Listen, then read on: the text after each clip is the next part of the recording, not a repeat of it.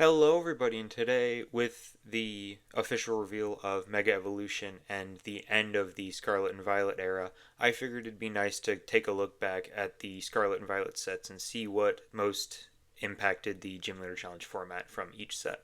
So, obviously, starting off with Scarlet and Violet base set, this one I couldn't pick just a top three. So at number four, I put the Revivroom with the Rumbling Engine ability, where you have to discard an energy from your hand in order to use the ability, and once during your turn, you can draw until you have six cards in your hand.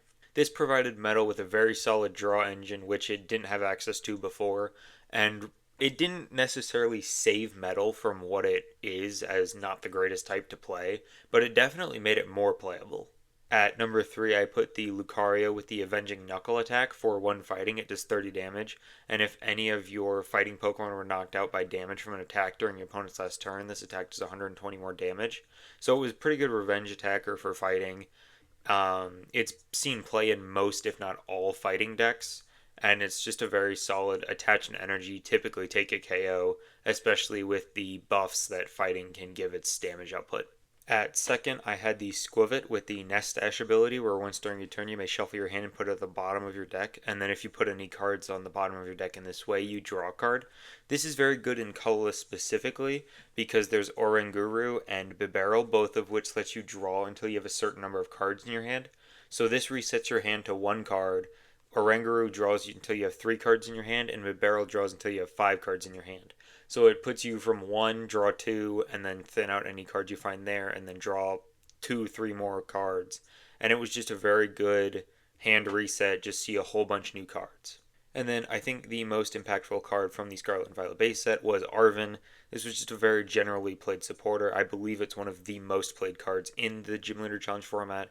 You search your deck for an item card and a Pokemon tool card and put them into your hand. It gets tools like U-Turn Board and TM Evolution, which I'll talk about later, and item cards like Buddy Buddy Poffin, which I'll talk about later, and all the ball search cards, which just help you get set up. And if you're getting set up and you're playing the game, you have a high chance of winning in Gym Leader Challenge. So, moving into Paldea Evolved, at number three, I put the Baxcalibur with the Super Cold ability, where as often as you like during a turn, you may attach a basic water energy from your hand to one of your Pokemon. The predecessor of this card was the Deluge Blastoise, which was kind of just getting outstatted by the newer cards. So this is kind of just a buffed Deluge Blastoise. It's got less retreat cost, it's got more HP, it does more damage, and it's just overall a upgrade to that card. At number two, I put Iono. This is very heavily played in Gym Leader Challenge. It's one of the best hand disruptions. It puts your opponent down to limited cards later in the game. It shuffles your hand and puts it on the bottom so you get to see new cards if you're struggling to draw. And it forces your opponent's cards to also go to the bottom. So if they have key pieces that they need for setup next turn or for the game-winning play, you can stick them right on the bottom of their deck and make them have a difficult time having access to them. And then at number one, I put Artisan. This sees heavy play in decks that don't have a type specific version of it, like Brooklet Hill. Basically, what it does is once during each player's turn, that player may search their deck for a basic Pokemon and put it onto their bench. The text that says it has to have no rule box is irrelevant because in GLC, rule boxes aren't legal. So, this is a great stadium that lets you get your basic Pokemon set up. And like I said earlier, if you're getting your basic Pokemon down and you're getting set up, you have a high chance of winning the game. Moving into Obsidian Flames, it wasn't the greatest set for GLC. At number three, I'd put the Entei with the Pressure ability, where as long as it's in the active spot, attacks used by your opponent's active Pokemon do 20 less damage. And then the main reason it's here is the Blaze Ball attack. For 3 colorless energy, it does 60 damage and 20 more damage for each fire energy attached to it. This pairs nicely with the Pokemon Go Charizard, which doubles all the fire energy attached to your Pokemon. So it can do some pretty nice damage, and with its ability, it's effectively got 150 HP and also limits your opponent's options in the spread matchup because the damage reduction applies to their attacks, not the Entei.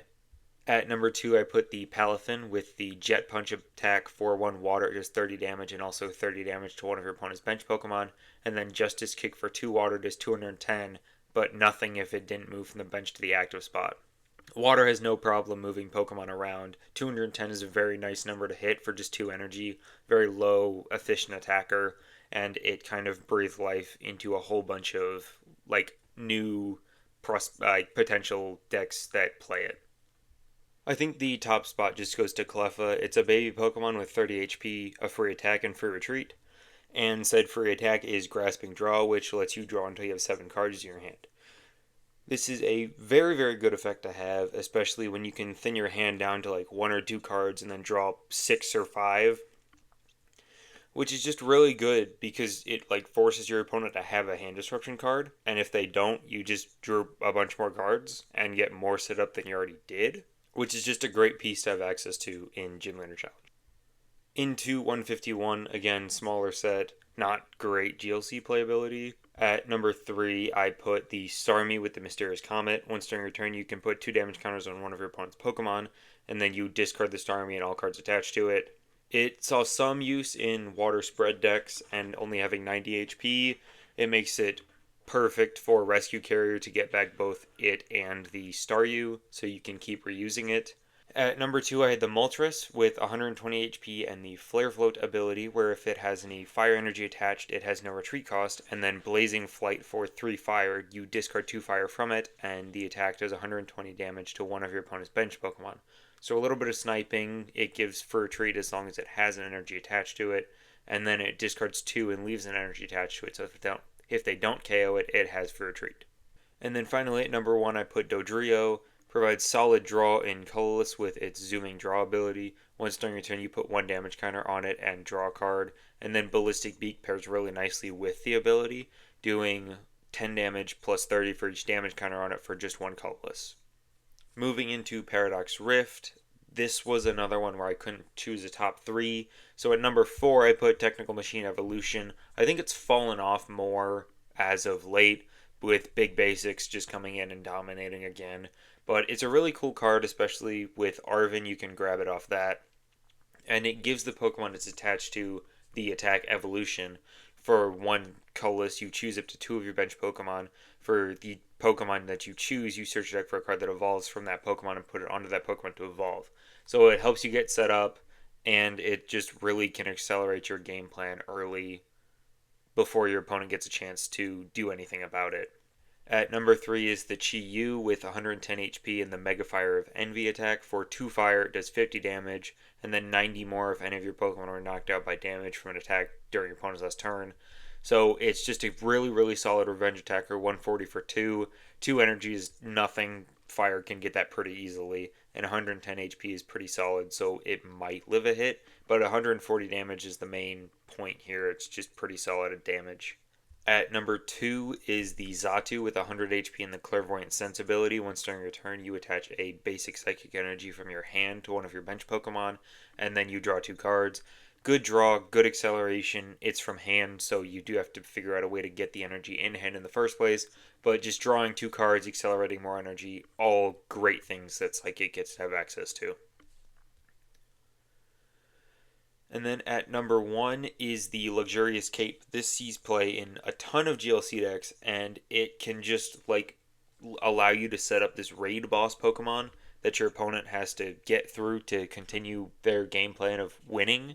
And if they can't, then it can just take like 3 prizes and make the 2 prize mechanic that Luxurious Cape is completely irrelevant, because the thing that gives up 2 prizes has already taken 3. And it's just valuable prize trade. Temporal Forces at number 3 is the Brambleghast with the Resilient Soul ability, where it gets 50 more HP for each prize card your opponent has taken. And then Powerful Needles for a grass and 2 colorless does 80 damage, and you flip a coin for each energy attached to it, and it does 80 damage for more heads. So paired with the Venusaur, the jungle totem that doubles all grass energy in play, this can get up to pretty ridiculous just amounts of coin flips, and then Resilient Soul later in the game can just make it an unbreakable wall. The unfortunate thing is Hex Maniac can just shut off the ability and bring it back down to 100 HP, and if you committed a ton of resources to it, they just KO the thing that now has 100 HP, and you're kind of just dead in the water. At number 2 is Metal Maker Metang. This gave another breath of life into Metal. You look at the top 4 cards of your deck once during your turn and attach any number of basic metal energy you find there to your Pokemon in any way you like, and then you shuffle the other cards and put them on the bottom of your deck. More acceleration for Metal. It's a Metang and there's pretty decent Metagross, and then it's just overall very solid card. And then the best card out of Temporal Forces was just very clearly Buddy Buddy Boffin. Sees play in every deck that can run it. You search your deck for up to 2 basic Pokemon with 70 HP or less and put them on your bench, then you shuffle your deck. The GLC is kind of just get your basics out and evolve into them. And then it's like you have a card that can get 2 of them out whenever you need to. And it's just very, very good. This card is the reason that 70 HP basics are optimal because you can just get 2 of them with 1 card. So setup becomes a lot easier when you play all 70 HP basics. Moving into Shrouded Fable, this was probably the most impactful mini set of the Scarlet and Violet era. Had some very solid cards. The menace that is Dusk Noir in Standard, it's kind of a menace in GLC. It's significantly, I would say significantly worse. Curse Blast is still very good, especially when it can do 13 damage counters, knock out itself, and the 13 damage counters is either taking out one of your opponent's Pokemon or setting up for a 2 prize turn where you can go Counter Catcher or Iono because you're giving up a prize card and make it more difficult for your opponent to respond. The second best card, I think, is Colress's Tenacity. It searches your deck for a Stadium and an energy card. You put them in your hand. It's kind of like a Guzman Hall at Home, which gets a special energy, a tool card, and a stadium card at the cost of discarding 2 cards. So it kind of does a similar thing and fit pretty nicely into Dragon decks. And then at number 1 card is just Night Stretcher. Very, very solid card. You put a Pokemon or a basic energy from your discard pile into your hand. It's got versatility, it's got straight back to hand recovery, just overall a very good card. Next is Stellar Crown. At 3 is Iron Boulder. Iron Boulder is a very good card. I really love this card. I've gotten multiple donks with it just because Adjusted Horn is a very, very busted attack. It does 170 damage for 2 energy in Psychic, which is not difficult to do at all. And it does nothing if you don't have the same number of cards in your hand as your opponent, which again, in Psychic, is not difficult to do at all. So it's kind of just a big beat stick attacker that can do 170 damage for 2, sometimes 1 if you have Dimension Valley in play. So it's really, really strong. And then at number 2 is the Raging Bolt. Speaking of 70 HP basics, this thing is an absolute menace. With Thunderburst Storm for a lightning and a fighting, does 30 damage to one of your opponent's Pokemon for each energy attached to it. So if you're playing 60 HP basics and they attach a double dragon energy to their Raging Bolt, your 60 HP basics are getting sniped. And there's nothing you can do about it unless you play Bench Barrier, which not every type has access to. This is why 70 HP basics are the best, because all the Drago Box Dragon decks, which is the most popular and probably the best one in my opinion, are all playing Raging Bolt, and they can just go turn 1, attach Double Dragon, and start sniping your 60 HP basics. And then best card out of Stellar Crown, I think, is Fan Rotom. Insane versatility for colorless. Very, very busted card. Fan Call on your first turn, you can search your deck for 3 colorless Pokemon with 100 HP or less. Gets all your basics, gets some of your stage 1s, but mainly just gets all your basics for good setup turn 1. And then Assault Landing, if you have no Stadium in play, it does nothing. But 1 for 70, especially if you go, turn 1, start Fan Rotom, attach energy, get 3 basic Pokemon, put them all on the bench, and then swing for 70 and take a KO, you're already winning the game. You're already winning the setup race. You're just winning. It's just like a very, very strong card. Next is Surging Sparks. At number 3 is the Iron Crown. This set wasn't great. Iron Crown does Deleting Slash for a metal and a colorless for 40 damage. It does 80 more damage if your opponent has 3 or more bench Pokemon. Kind of an okay attacker for metal. This just goes to show how not great metal is. But it made a pretty solid low to the ground metal attacker. Number 2 goes to Magneton. This is one of the reasons that Amazing Rare Raikou got banned, because it has the Overvolt Discharge ability, where once during a turn you may attach up to 3 basic energy cards from your discard pile to your Lightning Pokemon in any way you like. If you use this ability, this Pokemon's knocked out. So they knock out your Amazing Rare Raikou, and then you just evolve into Magneton, put the 3 energy on something, and then you have access to Counter Catcher, Counter Energy, makes your Iono stronger. You can just decimate your opponent. So that got the Amazing Rare Raikou banned.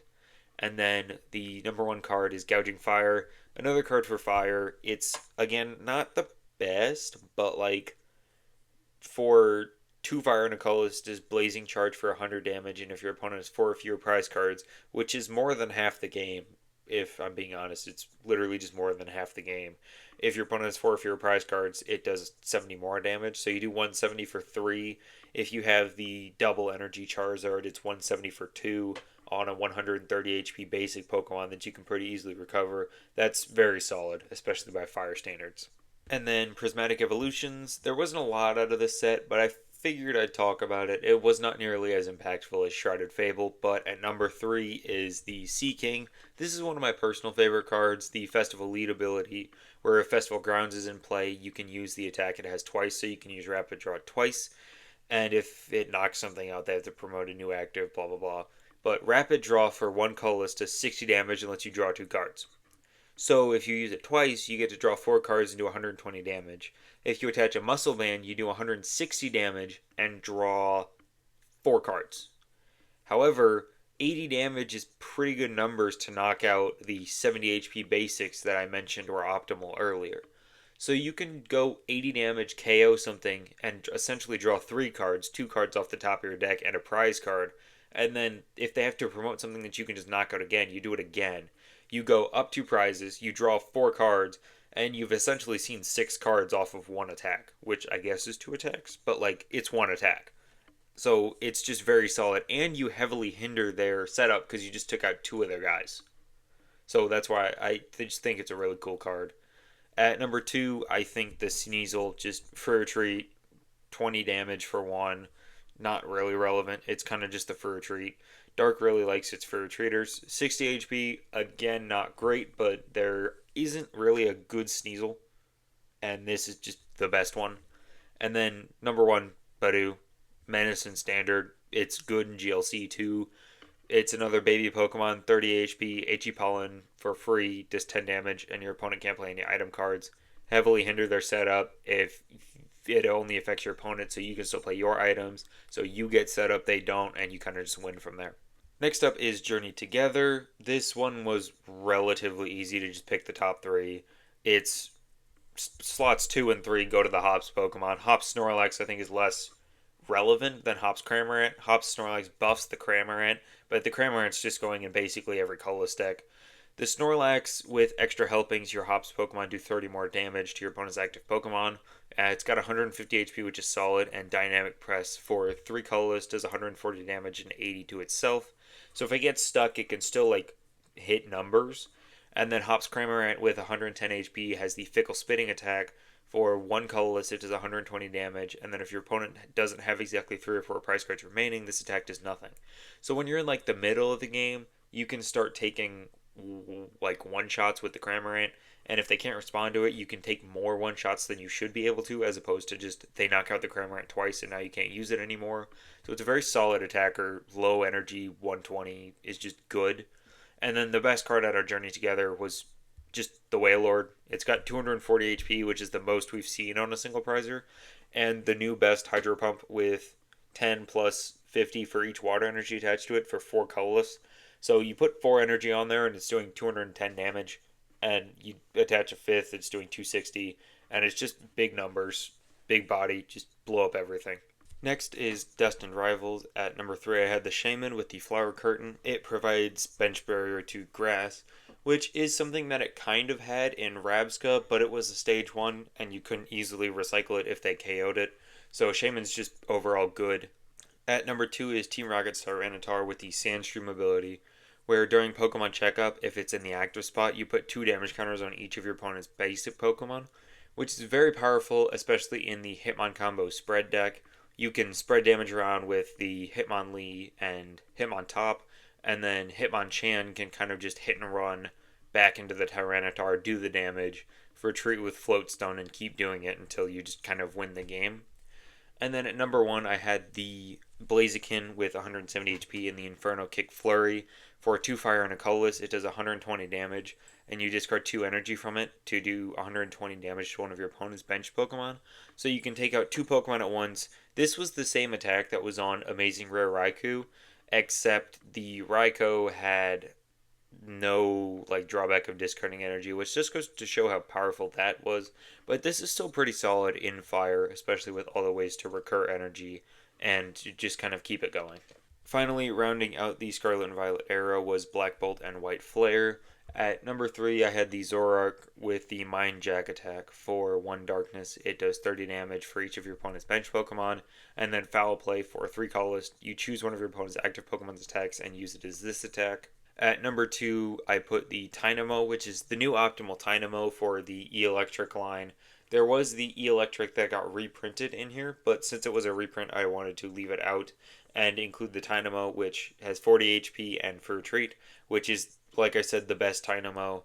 And then the best card out of Black Bolt and White Flare, I think, is just Hilda, where you search your deck for an evolution Pokemon and an energy card, reveal them, and put them in your hand. It's very good in colorless, where you can get your Bibarel or your Porygon Z and your special energy to immediately start accelerating it, or just attach it for turn. And in Dragon, you can theoretically use it to get like your Gabite to go get more Dragon Pokemon and then grab Double Dragon, which you just want to have as many outs to Double Dragon as you can because the card's broken. But Hilda is an okay supporter in Gym Leader Challenge. It's not that good, but it's definitely the best card out of Black Bolt White Flare. So, thanks for watching. I'll leave a couple links in the description below. The official Gym Leader Challenge website, which is a great place to go if you're starting with the game. They have great starter deck lists. And then the Cardboard Warriors website has a bunch of community-made deck lists. They've got pretty much everything you need to like get deeper into the format on there. It's a very great website. Just what I plan on doing in the future, I have the Mega Evolution set review coming out next week, and probably the ETB opening if that gets here. And then the following week, I will have the Full Grip Games Mega Evolution GLC tournament overview. I'll look at the top 8 of that. That should be pretty fun because Grass is getting a huge buff, which I'll talk about next week. Thanks, have a good night.